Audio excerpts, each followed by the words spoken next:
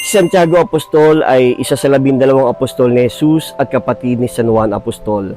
Anak siya ni Zebedeo at Salome at dating isang mangingisda bago pa man siya tinawag ni Jesus upang maging mangingisda ng mga tao.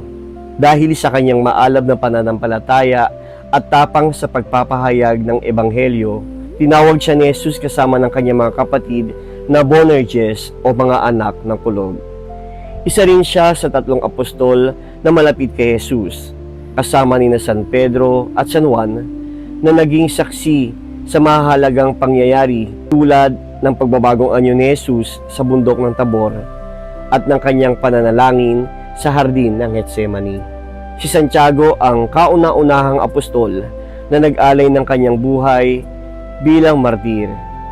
Siya ay pinugutan ng ulo sa utos ni Haring Herodes Agripa noong humigit kumulang taong 44 AD bilang patunay ng kanyang katapatan kay Kristo. Ayon sa tradisyon, ang kanyang mga labi ay dinala sa Santiago de Compostela, Spain, na ngayon ay isa sa pinakabantog na lugar ng peregrinasyon ng mga Kristiyano sa buong mundo.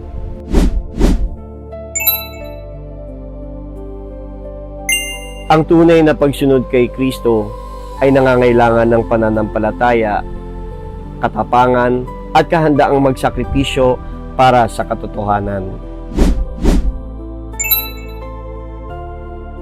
Santiago Apostol, tapat na alagad at matapang na saksi ni Kristo, ipanalangin mo kami upang manatili kaming matatag sa aming pananampalataya at laging maging handang sumunod sa kalooban ng Diyos. Amen. Ang kapistahan ni Santiago Apostol ay pinagdiriwang tuwing July 25. Siya ay patron ng mga peregrino, Espanya at mga manlalakbay. Santiago Apostol, ipanalangin mo kami.